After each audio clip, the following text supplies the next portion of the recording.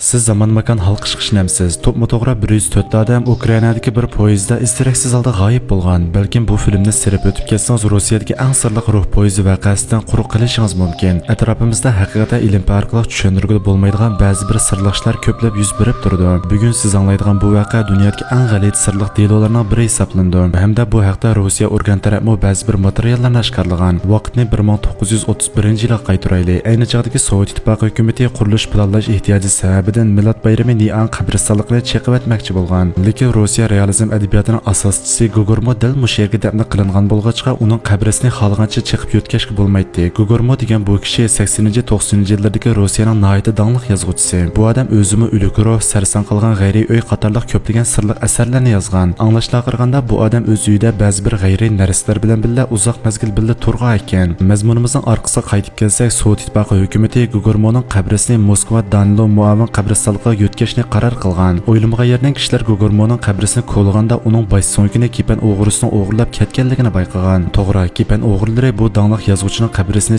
pulga yarg'udek narsa topolmaganlikdan Gogormoning beshini o'g'irlab ketgan. Bu ish Sovet ittifoqi hukumati tomonidan qattiq tekshirilgan hamda oradan 2 yil o'tmayla Yanovskiy ismli bir dengiz armiya ofitseri Italiyaning qorong'u bozoridan Gogormoning bosh so'ngini topgan. Ammo Yanovskiy ayni chog'da Italiyada vazifa ijro qilayotgan bo'lg'achqa bosh so'ngni Sovet ittifoqiga o'zi olib berish nihoyat qulaysiz edi. Shunga u italiyalik bir ofitserga Gogormoning bosh so'ngini Sovet ittifoqi elib ketib dafn qilishni havola qilgan. Shuning bilan 1933-yili at yozda bu ofitser Gogormoning bosh so'ngi va 8 yoshli inisi Toni va bir necha do'stini bilan faqat 3 vagonlik par poyezdga chiqib Moskvaga bormoqchi bo'lgan. Bu poyezdda jami 104 odam bor bo'lib, safar nihoyat o'ngishli qilib berilyotdi. Poyezd Ukrainaning Bortavadagi bir tonelda o'tishga oz qolganda heliqi ofitser hamda inisi Toni nihoyat bearam bir to'yga kelib qolgan. Xuddi magnit maydonida turgandek badani nihoyat bearam bo'lishga boshlagan. Dastlabda ular bu ishga bakli iran qilib ketmagan, lekin poyezd tonelga taxminan 100 metr qolganda poyezdagi boshqa kishilarmi xuddi yuqoridan pastga qarab tushayotgandek bir to'yda bo'layotganligini aytib, butun kishi sarosimaga tushishga boshlagan. Bu chog'da ofitserning inisi Toni bir xil kuchli vahimani his qilishga boshlagan. Xuddi bu tonel poyezdni yutayotgandeklar. Shuning bilan Toni poyezdning tonelga kirishdan burun darhol vagondan sakrab tushgan. Ayni vaqtda par poyezdlar har qanday bir toneldan o'tganda suratni asfaltadigan bo'lg'achqa Toni poyezddan sakrab tushgandan keyin yenik surkilib yaralangan. Bu chog'da yana bir qiz o'quvchimi bu poyezdni sakrab tushib olgan. Biroq ular beshni ko'tarib poyezdga qaraganida tonelning kirish ig'izida quyuq oq tuman ko'tarilib, heliqi poyezd shu tonelga kirib asta-asta g'oyib bo'lgan. Orqadan poyezdning gurildigan ovozimi tuyuq so'z yo'qab, oq tumanmi asta-asta tarqalishga boshlagan.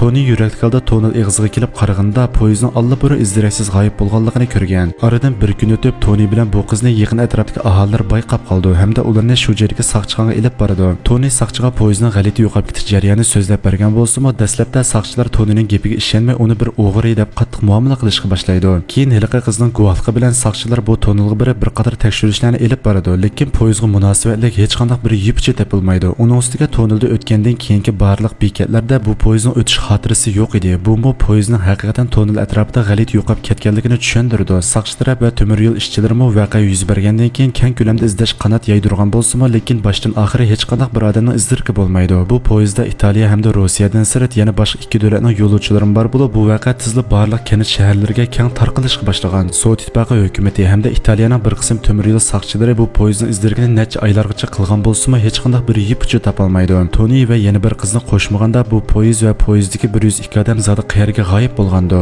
Voqeadan keyin nurg'ulg'an kishilar bu poyezdni ruh poyezdi deb atagan. Bunday atilishida bir sabab bor. Aradan vaqt o'tib, ya'ni 1955-yilga kelganda biraylar o'zining bu ruh poyezdini 2 qatim o'z ko'zi bilan ko'rganligini aytadi. Uning ustiga u yana Rossiyaning Qrim yarim orolidagi qutqizish daryosi to'smasidan o'tgan ekan, lekin keyin Rossiya tomonidan tekshirish orqali u temir yo'lning allaqachon chiqib o'tilganligi bayqalgan, lekin o'z ko'zi bilan ko'rguvchilar poyezdning bo'shliqda qirg'oqdan o'tganligini aytgan. Ruh poyezdning sirliq yeri shuki, qancha nomuvofiq bo'lsa, kishilar shuncha oson uningga cho'nqur petib qoldi. Keyin 1975-yili, 1981-yili, 1991-yili va 1992-yili ba'zilar bu ruh poyezdni ko'rganligini aytgan. Hatto 1991-yili Aleksandr ismli odatdan tashqari tabiatan halqan bir qism g'alati ishlarni tadqiq qilgan bir professor u poyezdning sirini taltuks aniqlash uchun haliga tonelning atrofida turib poyezdning yana bir qatam paydo bo'lishini kutdi. Uzun muddatlik saqlashdan keyin 1991-yili 9 oyning 25-kuni kechda faqat 3 vagonlik poyezd tuyuqsiz bu tonelda yana qaytib paydo bo'ldi. Shu chog'da nurg'ulg'an kishilar bu g'alati ko'rinishni o'z ko'zi bilan ko'rgan. Aleksandr mo bundan intayin hayajonlanib o'zini oxiri bu ruh poyezdning sirini ocha oladigan bo'ldim deb qaraydi. Shuning bilan u ko'pchilikning nazari ostida eng oxirgi vagonga yamishib chiqdi.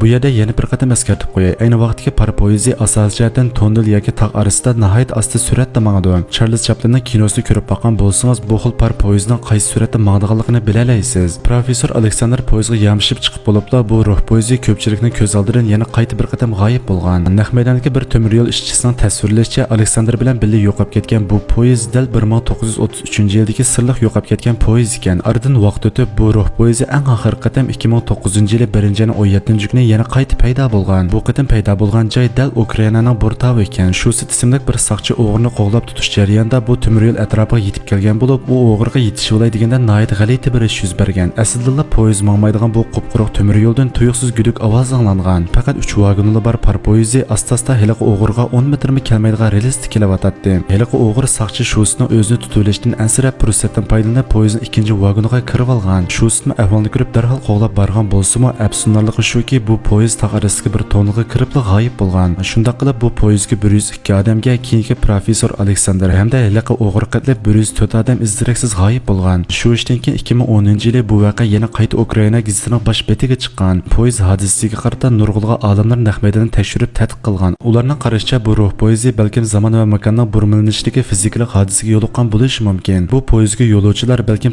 hayot bo'lishi hamda ularning zamon va makondan halqib o'tib vaqt kengayish ta'sir unumiga uchrab ma'lum vaqt tonilda qapsilib qolgan bo'lishi mumkin deb faraz qilgan. Bu farazning asosiy yakuni shuki, garchi reallikda bizga nisbatan 10 necha yil o'tib ketgan bo'lsa-mu, biroq poyezddagi kishilar buni his qila olmaydi. Lekin bu yana bir ko'z qarash. Ammo Einstein va Hawkingning nazariyasi bo'yicha qaraganda bu ruh poyezdi haqiqatan vaqt toniliga qapsilib qolgan bo'lishi mumkin. Hamda yer sharida vaqt toniliga qarata aniq biror isbot yo'q. Lekin mushu sirli hodisaga o'xshash organ tarafdan xotirlangan bir qatimliq avasiya vaqasi mavjud. Agar men zodi mushundaq sirli ishlar qiziqatdim ko'proq so'zlab bersangiz deydiganlar inkas rayoniga 6 raqamini yo'llab qo'ysanglar, kelarki sanda men bu haqda tafsili to'xtalib so'zlab bersam bo'ldi. Undaqda filmni tezroq yanglanish uchun meni qattiq unutmang.